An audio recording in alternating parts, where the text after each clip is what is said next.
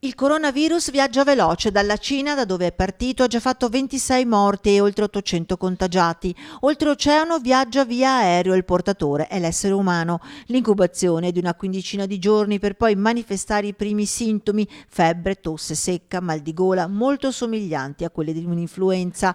Da una forma inizialmente lieve potrà mutarsi in grave, in particolare su soggetti con condizioni cliniche preesistenti. L'invito dal Ministero della Sanità è di evitare i viaggi, in particolare verso la Cina e ovviamente nelle zone colpite. In un mondo globalizzato anche il virus si fa internazionale e allunga i suoi tentacoli.